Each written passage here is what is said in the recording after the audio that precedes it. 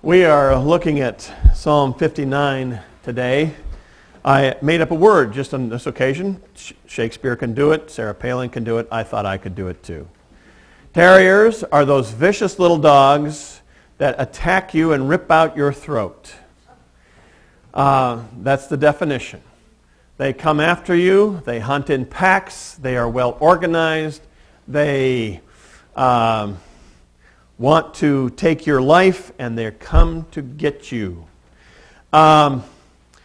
Only God can stand their attack.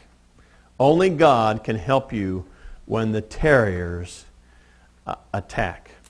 God never sleeps. He never takes a nap. He doesn't go on vacation. He's not an old guy up in heaven who is, falling asleep every once in a while, like Ken. Ken Martin. Ken Martin. He is always there when we need him and always available. This is my family. Taken a little while ago, a number of years. I won't say how many. It's hard to see. This is a dark picture. This is my older brother. He has this afro going here. You can barely just see his hair. Very wiry hair. I, on the other hand, have this beautiful head of hair here. I'm the tall, good-looking one in the suit. It's been a while since I wore that suit. It was an amazing suit, too.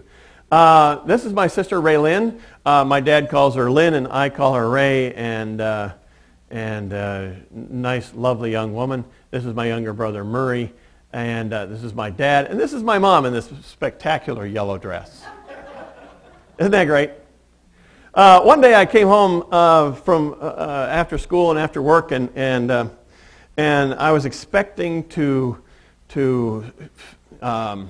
smell the smells of cooking that I often smelled when I got home from work, and Mom would have come home and spend the time in the kitchen, and I was hungry, but I didn't smell any of those smells, and I couldn't, and she wasn't in the kitchen.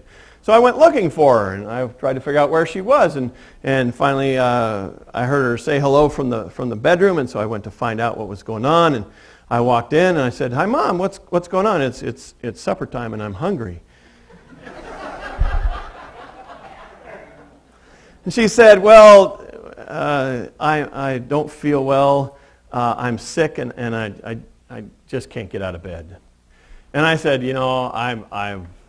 I'm mature now. I'm grown in height and strength, and I can handle this, and I can carry you into the kitchen. There are some of you moms who are thinking, that's the way it is at my house. I'm going to carry you into the kitchen. God never needs to be carried. He never goes to sleep. He never gets sick. He will always be there whenever you need him. This song is a particularly intense song about the attacks that come our way.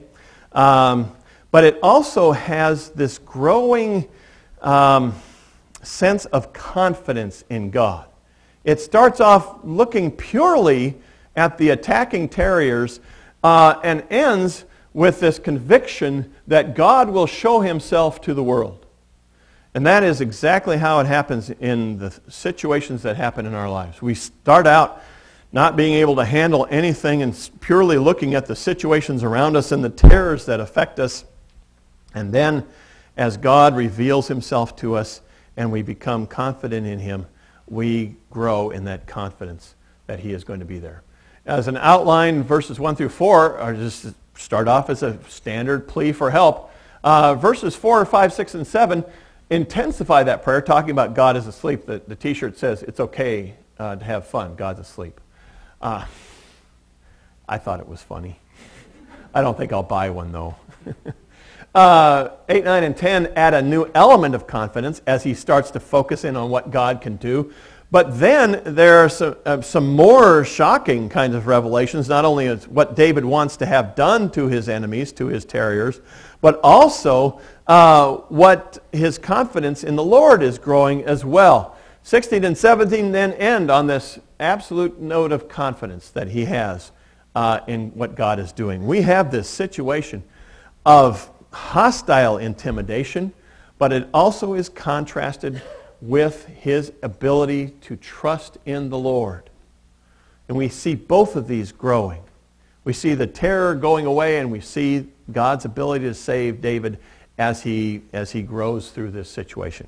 The situation that it refers to comes from 1 Samuel chapter 19. Saul is trying to kill David once again. It seems like the songs that have David's name attached, a lot of them are when he is in deep trouble and needs the Lord's help badly. I think the nice songs like, Psalm 23 were written when everything was fine and everything was going good, but these were written when bad things were happening. So he begins with this appeal for action. He says, "Save me from my enemies." It's rather abrupt as Psalms go, but it's pretty standard. It's pretty normal. He wants God to save him. It gets worse. David is entirely self-focused in these verses. He talks about me. He talks about my God. He talks about what they can do to me. He talks about rescue me. Everything is about him. He is looking at the terror that he is facing instead of the God that he should be trusting in. And everything is focused on what's going on. And frankly, that's what happens when bad things happen to me. And I'm sure it's what happens when bad things happen to you. We start off thinking about the situation and not about our Lord. And that's just the way it is. And David shows us that. For the first two lines, it starts building, and it starts becoming more worrying to David as he's growing in his anxiety about what's happening to him and what's going on. He says, "Fierce, strong men conspire against me." And this is one of the ways that he builds this, because this word fierce or strong is usually an attribute of God. He's saying these people have become as strong as God. These people have godlike strength, and they have godlike terror. Well, anti-godlike terror is coming into my life. He is attributing strength to these attackers that really isn't theirs. But he feels like it's theirs. And they're coming after him with more and more intensity. They're conspiring and lying in wait, describing predators who want to attack, lions who are hiding and working together to attack their prey, and dogs that are chasing him down, in waves. One dog will chase, and then another dog will take the slack and chase, and they're after him. And he's becoming more and more afraid of what's going on. And they have no reason for doing so.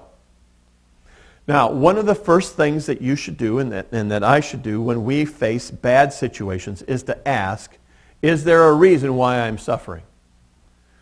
Sometimes there is. There is a sin in your life.